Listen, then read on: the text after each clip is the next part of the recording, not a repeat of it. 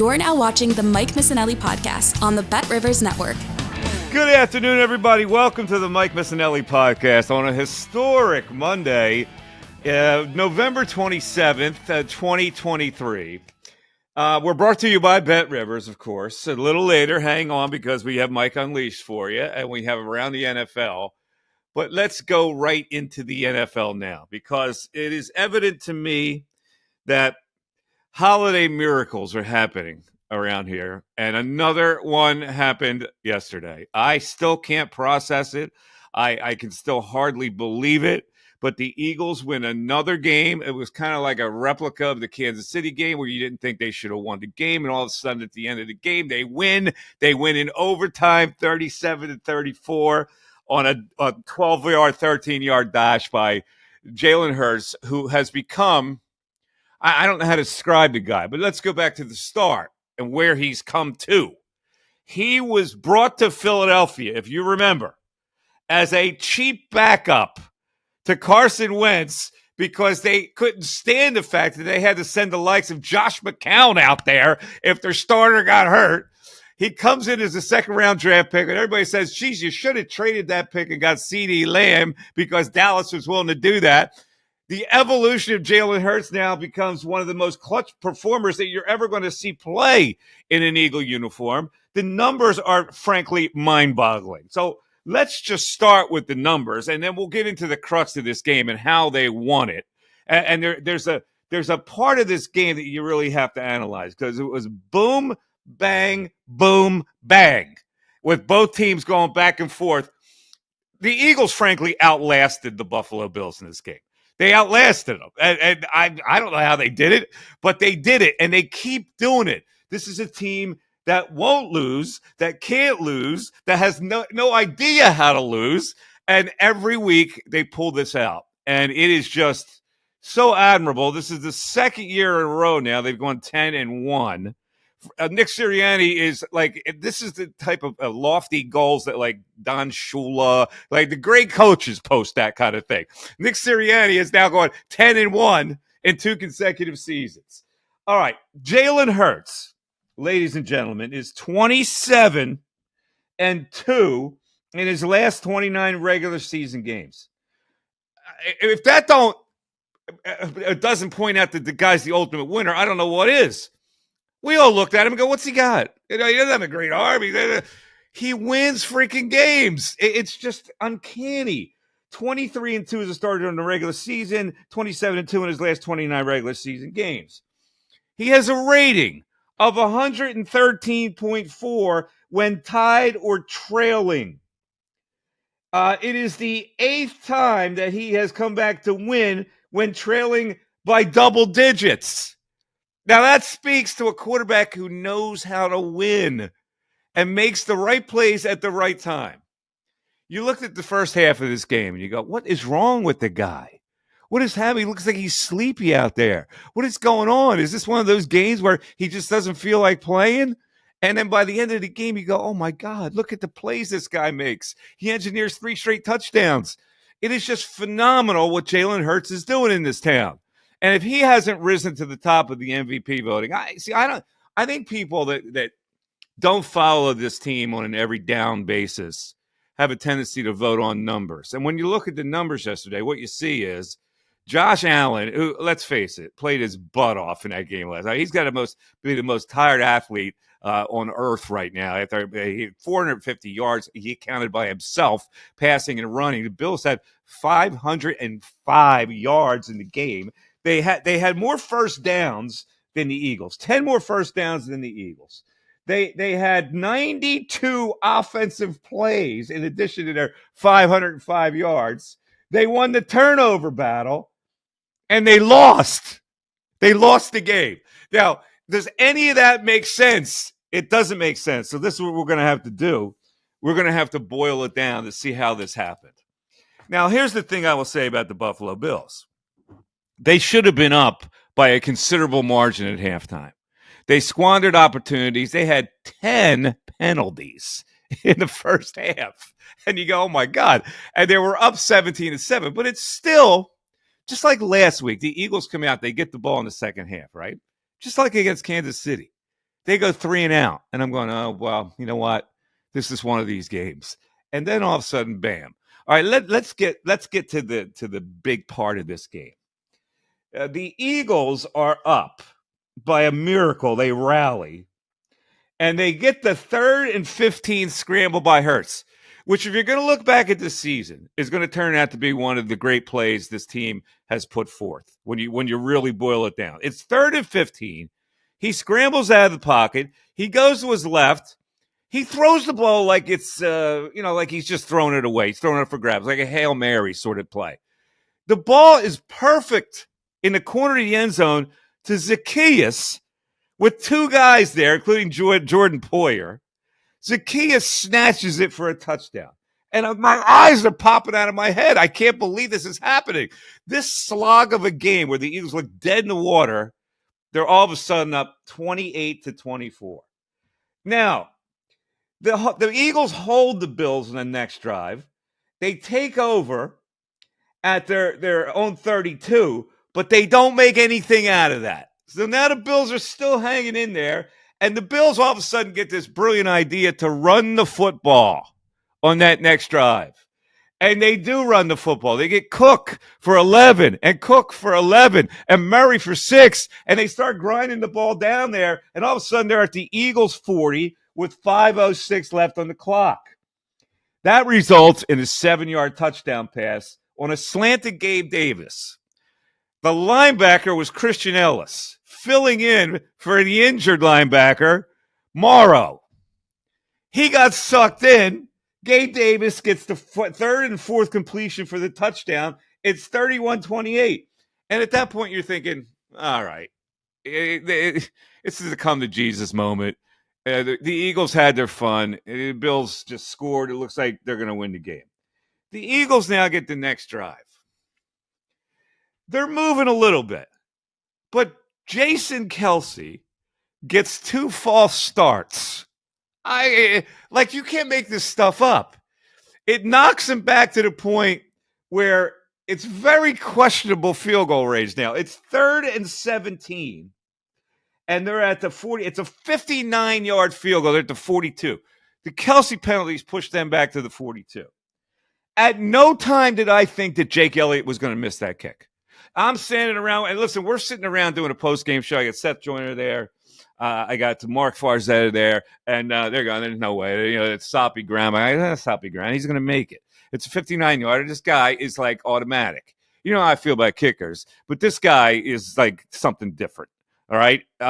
He doesn't miss. He doesn't miss long field goals. He doesn't miss when the weather is inclement, when the ground is spongy. And so at 59 yards, he's got to kick a low shot. He drills one low. The Bills don't make an effort to block it. Like, I'm thinking, okay, he's got to drill it low. At the very least, Buffalo's got a chance to block this. He hits a rocket, and it goes to the net, and it's good. And it's now the game is tied. And I'm going, well, here we go. Now we go into overtime, and the Bills have the ball. They get the coin toss. Put up a pretty good drive. Now, everybody's tired at this point. This is a grueling-ass game. If you're a fan, it's grueling. If you're the players, you can imagine how grueling it is. The Bills get it to 3rd and 7, and they have Diggs open in the corner of the end zone, and there was a miscommunication because Allen threw it inside, and Diggs goes outside. Whatever happened there. That was also Davis, Mike. That was not Diggs. Diggs cut his route under. Oh, it was Davis? It wasn't Diggs? Yes. So they ran a cross. They did a crisscross. Diggs cut underneath, and it was Davis who could have, if he goes inside, he's wide open. All right, well, it was Davis, and so it was a miscommunication, and no touchdown. So they settle for a 40-yard field goal by Tyler Bass. The Eagles get the possession and systematically get the ball down the field. I mean, it's like, here's the thing about the Eagles. There's no sense of panic there. They got time on the clock, and they're going, we don't have to make a big strike. Bang, bang, bang, bang, run, pass. Get the ball down the field with no panic and no mistakes by the quarterback. And it results in a 12-yard quarterback draw for the touchdown.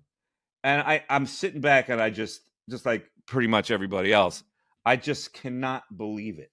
14-0, Jalen Hurts is 14-0 against teams with a winning record. And therein lies the tale. The quarterback finished with 150 yards. Josh Allen accounted for 430, and the Eagles win the game. And I just sit here and I go, listen, this is a team that just does not know how to lose and just refuses to lose. And it's just fairly evident that this team has the fiber, unlike any other team in the NFL, with a winning DNA. And you see it week in and week out. The supposed good teams find a way to lose. This team avoids losing and finds a way to win against no matter who it is. Let's bring in producer Darren. Darren, I listen. I just this is one of the most unusual and impressive wins that I have ever seen from a Philadelphia Eagle team, and I don't think I'm overstating that. You are not overstating that, Mike. We looked at that was a historical game. We're in the midst of an historical season. Just a couple thoughts. I'm going to break this down into the game, the season, and all-time history here. And I could probably talk to you for the next 40 minutes, but we don't have that kind of time, right? So just a couple thoughts on the game itself. Two things, and there were a few things that stood out. You brought up the touchdown from Olamide Zaccheaus. Love the name. People aren't really talking enough about that game, that play, in that Hurts completely. He was directing traffic. He was not just throwing that ball up on a Hail Mary and a wing and a prayer. That he directed Zaccheaus to break his route to go where he went. Love that. We talked about the field goal, obviously. On the overtime Bills drive, the hustle by Jordan Davis to keep Josh Allen from scoring that touchdown probably saves the game. Or I'm sorry, from getting the first down, probably saves the game because they're in a much better position to score the touchdown and end the game if he doesn't. And the other thing about the game itself that I just can't stop thinking about, on the quarterback draw where Hurts scores the game-winning touchdown, Kelsey's pulling on the center and recognizes the blitzing defensive back and just clobbers him and literally opens up the Red Sea, parts the sea for Hurts he could have walked in if he wanted to. But the fact that a center recognizes that and then just completely waffles the dude, it was just, I could not stop thinking about that play last night. Mike, the Eagles are a second half team, maybe one of the best in NFL football. We talk about halftime adjustments and how important they are to this team and how much they let them down in the Super Bowl. The Eagles are the league's best team in the second half. They lead the league in point differential at plus 68 points after halftime. Okay, so also, I'm going to give you another thing about the game yesterday. At the end of the third quarter, the Eagles were down 24-14 with 76 passing yards. Incredible. Hurts, you mentioned some numbers. When he's trailing this season, he is completing 71% of his passes with 14 touchdowns and only one interception. In the second half this season, when trailing, he is completing 68% of his passes, 10 touchdowns, 0 interceptions. And this is the first team in NFL history to come back from their first 4 double-digit deficits in a season and win. And and you talk about Hurts himself. There's only been 3 quarterbacks in NFL history to go 27-2 over a 29-game stretch. The other 2, obvious, you could have picked it out of it. Tom Brady from 03 to 05. The other one, Jim McMahon, over the course of 83 to 88. Sounds like a long time. Factor in the strike season. Factor in he was injured a lot during those couple of years as well. So over his 29-game stretch, he also went 27-2. Maybe had the best defense in NFL football as well. They are the only team, this Eagles team is the only team in NFL history to start 10-1 in back-to-back seasons. I'm sorry, they're the fourth team. Fourth team in NFL history to start a season 10-1 back-to-back years. The other three, 05 and 06 Colts, 72-73 Dolphins, and the 1941 and 42 Bears. They're and this Eagles team, only four teams in NFL history to start 10-1 back-to-back seasons. You mentioned Hurts extended his NFL. So you're talking about Shula and Tony Dungy, too. Right, and you're talking all-time greatest coaches. These guys are in the pantheon of NFL coaches there. That means Nick Sirianni is in the pantheon of all-time great coaches right now. On paper, yes. Well, Hurts, you mentioned Hurts extended his record with 14 straight wins against the team with a winning record. I'll go on. You say overall, he did 14 straight times. No other quarterback in NFL history has done it more than 12. And lastly, Jalen Hurts extended his 8th consecutive win when trailing by double digits. No other quarterback in NFL history has more than 4.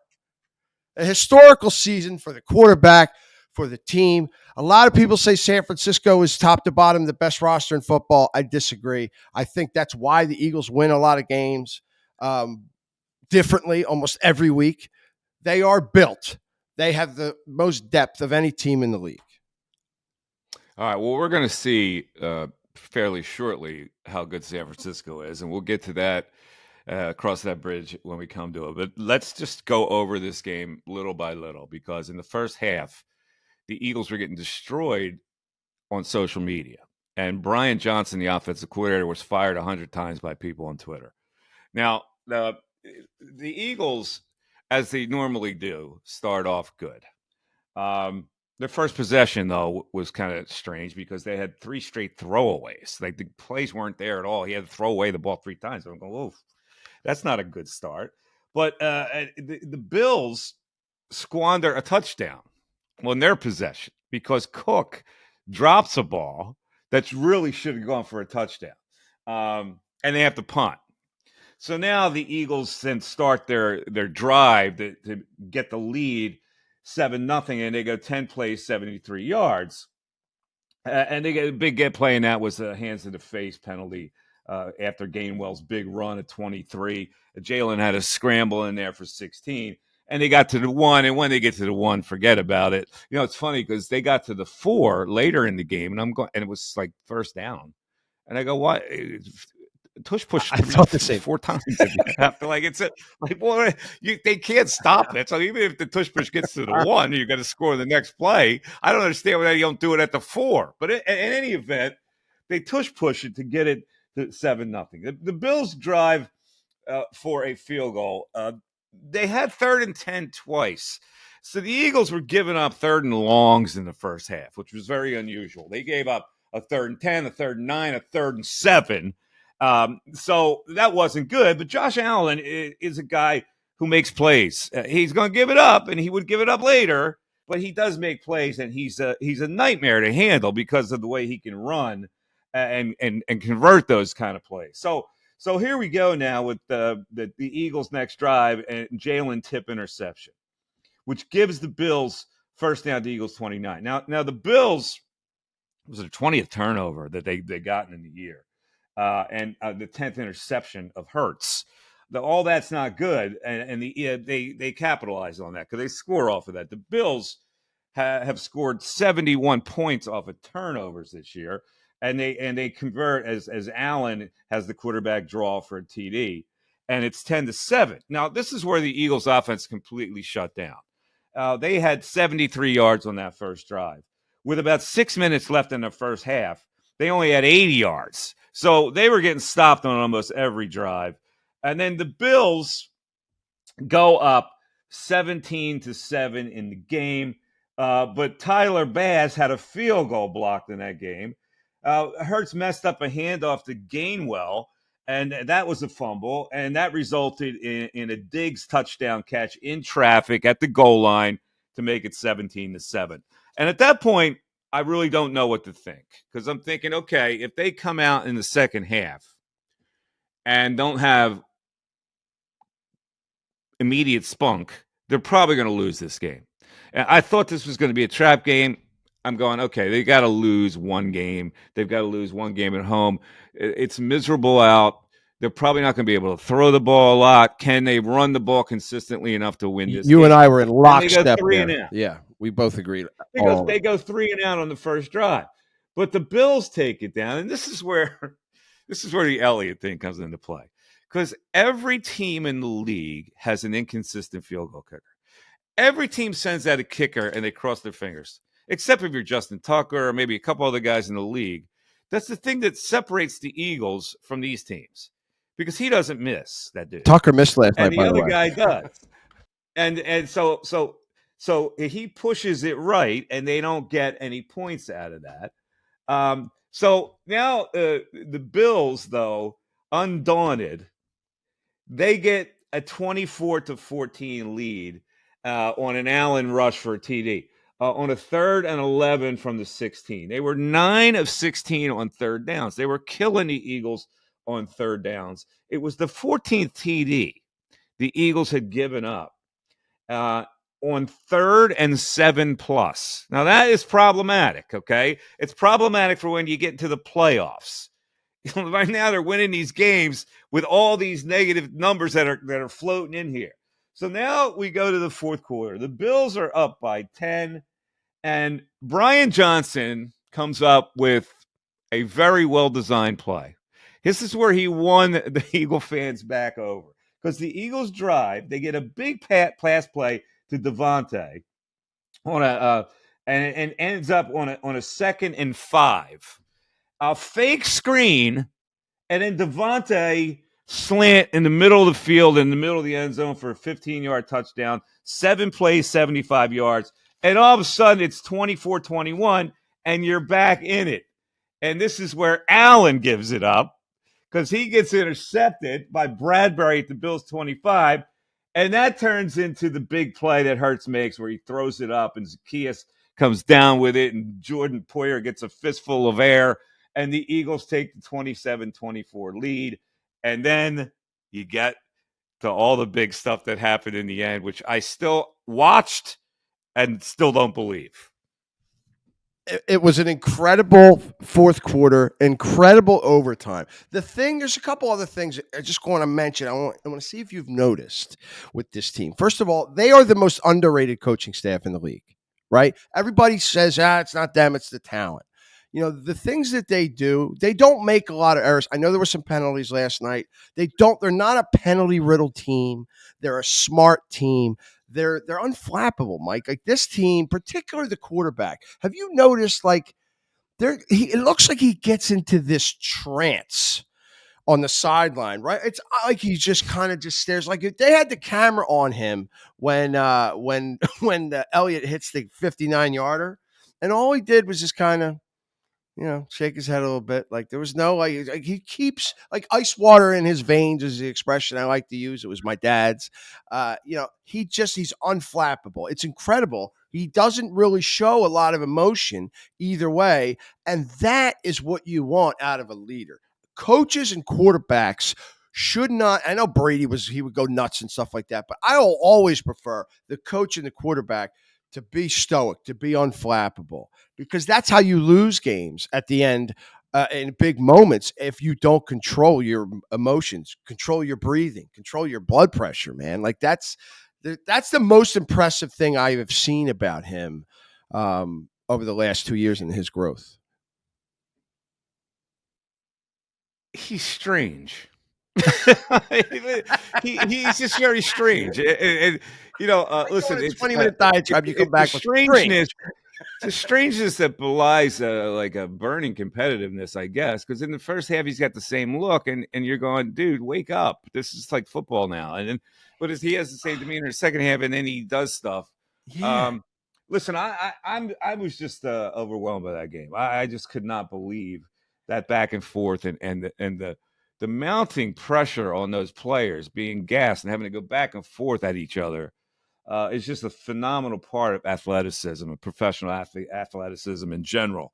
And so now the Eagles find themselves in a really interesting situation. They have one loss. The 49ers have 3 losses. The Cowboys have 3 losses. Now, let's look at next week's game because the 49ers have a lot going for them. They have a couple extra days rest because of Thanksgiving. They also have revenge on their minds. They will be coming in here loaded for bear. They are playing at a very high level. My only worry about this game, because again, I no longer worry about whether the Eagles are going to lose, because when it looks like the schedule goes by ebbs and flows. When it looks like this is a spot where they may lose, they just don't lose. They refuse to lose. And so they're faced with the same thing. The 49ers come in here as a 2.5-point favorite next week. And you go, well, you know what? They're probably due to lose. 49ers on revenge. But I would be shocked if the Eagles lose. I got to be honest with you. The way they win every week, it doesn't matter what the other team has going for them. But here's the peril of it. If they do lose, and then they lose to the Cowboys, and both those teams win out, the 49ers would win the tiebreak. So in a way, for the number one seed at stake, it is a must-win game for the Eagles. Because if they win that game, they could pretty much lock up that number one seed. They're not going to lose 2 more games to get to 3. I can't see who they would lose to. But if they lose to the 49ers, and then the next week's a tough game at Dallas, then we're talking about the Eagles perhaps not getting the number one seed and having home field advantage throughout. But think about that though. They're 27-2, right? They're 10-1. They're back-to-back years, and now we're worried about. And I know the teams are better. They're probably the 2 of the best, remaining 5 teams in the league. But like now, all of a sudden, we're worried about them losing back-to-back games. Like, I'm like you. Well, I'm going to be shocked when they lose a game. I am too, but let's look at it. When we looked at the schedule, we go, yeah, that's probably a loss. They're going to split with Dallas. Yeah. Are they going to sweep Dallas? So realistically, you talk about a team they have to beat that's coming in with wild revenge and then have to beat the Cowboys twice in one season. So, it would not shock me if they lose. And my whole thing is this makes the 49ers like a bigger game than you would think because the Eagles have a 2-game lead. You know what? They can probably afford to lose. They probably can't afford to lose this game. You look at the 49ers schedule the rest of the way, the 49ers could win out. And if they lose this game and the Eagles lose to the Cowboys, we're talking about that 3-way tie with 3 losses, and the 49ers would get the slot. So that's the only thing that I keep in mind. It becomes a very heavy game next week for the Eagles. Yeah, I mean, look, I think they win Sunday. They pretty much because the thing is the last 4 games of the year. Don't give me Seattle. I told you all year that's a paper tiger. Those last 4 games, if they need them, are cupcakes. Yeah, so win Sunday, and that's what I mean. So these 2 are the whole season. Yeah, but you only got to win 1. But I prefer you win Sunday. Okay. All right, there was one thing. It was a strange part at the end that sets up. The guys around me can tell you that I had no doubts that Elliott was going to make that field goal. And they're all freaked out. Seth was freaked out. Farzetta was freaked out. Bill Colarulo was on the show. Is all freaked out. He's going to make it. I don't even know you anymore. It's spongy ground, but I go, it doesn't matter. This guy is just like unbelievable, and he makes it. But the Kelsey false starts were strange to me. At one time he moved the ball. The other thing he flinched. I'm going, okay, come on, you've been in the league 100 years. But then, after that, he runs into the locker room. And I'm going, what happened? Why is he going into the locker room? And it dawned on me, did he have to go to the bathroom? Because he's running in the locker room and go, they got to play in overtime. Are they not going to have their starting center in overtime when they have to drive the ball down the field? Did you notice that? I didn't notice that. I did not notice that at all. The only other thing I could think of is maybe he wanted to change his cleats. I don't know. Maybe the field was really sloppy at that point. I don't know what it was. There was no explanation. I don't know if anybody got an explanation. He probably did because it was a noticeable part of the game. He ran off the field and with somebody, and he went into the locker room. And I go, what? What did that influence his false starts? Like, what happened? Did he have to go to the bathroom so bad he wasn't concentrating? Like, but if he had to go to the bathroom, you got to take all that stuff off and get back on the field. That doesn't take like 3 seconds. That's a commitment. We got to take all that football stuff off and go to the toilet. Maybe I think it's more of a probably equipment, maybe cleats. All right. In any event, that is a replay of what we saw yesterday. People are getting conditioned with this team, and they've learned now, I think, not to bitch and moan when things are bad, because yesterday in the first half, Twitter was just, I'm going, you're 9-1. Shut up. It's early in the game. I mean, I get it that they're not playing well, but my God, you people freak out. This team has told you they're like freak out proof. You freak out, it always comes back in your face because they come back and they do whatever it takes to win. So what a great game. 10-1. So now let's move on a little bit and let's go around the NFL because some things happened yesterday in the NFL. And this is my 5 thoughts on the NFL action of yesterday. We'll start with the New England Patriots and the New York Giants. And I'm watching the game, and the Patriots are driving. And I go, okay, well, they've got nothing to lose here by just trying to score a touchdown and win this game in regulation. And the great Bill Belichick, of all people, plays conservatively for a field goal. He laid up. My eyes are popping out of my head. I go, Belichick, you're doing this? You're playing for a field goal to send it in overtime against the lousy New York Giants when your team stinks and you have nothing to lose? And people are coming back at me and they're going, well, he's trying to preserve that draft pick, that first draft pick. Well, then why is he playing for to tie it in overtime? A. B. He's not even going to be there next year. What does he care? He needs to go out and win that game. They settle for kicking a field goal, which the guy clanks. And they lose the game to the Giants. Oh, my God. How lucky are we that we are not in that spot with a has-been coach who actually has lost his nerve to the point against the stinking Giants, plays for a field goal to tie it and send it into overtime instead of trying to win the game when he was at the 20-yard line. All right. Let's move on to number 2. The Cincinnati Bengals. Darren, I want to give you your chance to lament. That's your squad.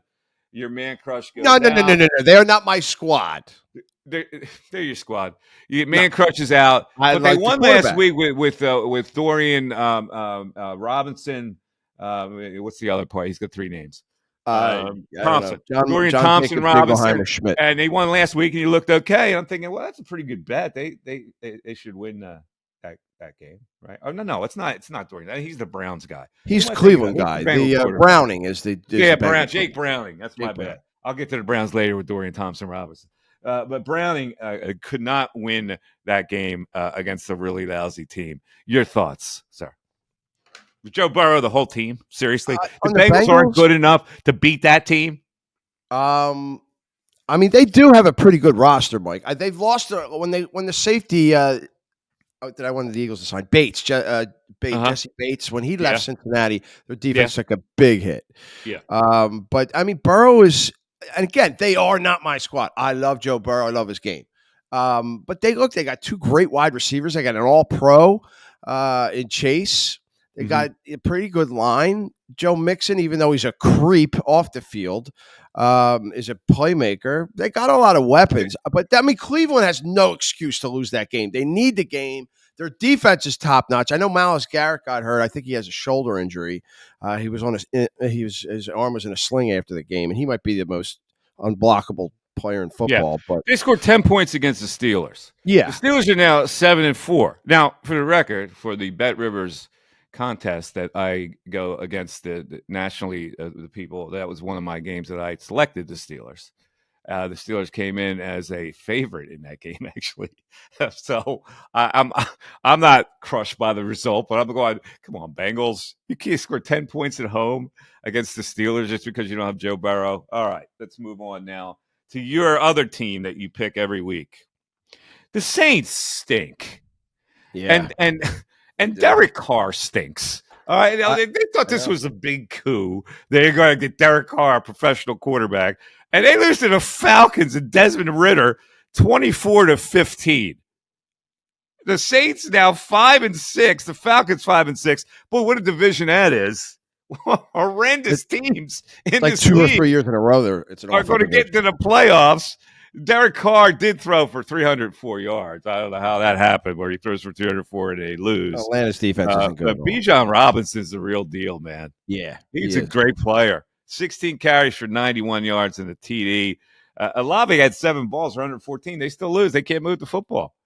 They scored 3, 6, 3, and 3 to get there to 15. And the Falcons win it, and they cover 24-15. All right, and their Saints, but they're all-pro defensive back Marshall Lattimore. He's on IR now, so the Saints, they're shot. They stink. And if you pick them again, I will negate it. It won't count if you pick them. I only lost. Went 2-1 this week, by the way. One of your selections. All right, let's move on. Number 4.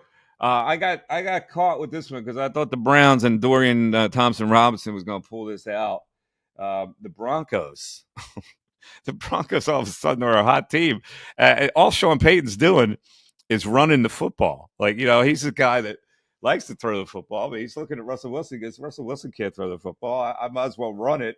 Wilson threw for 134 yards. They wound up rushing for 169 yards, and they win. So it looks like the Broncos are going to be in the playoffs. They're 6-5, and they win 29-12 with Russell Wilson playing game manager. How about that?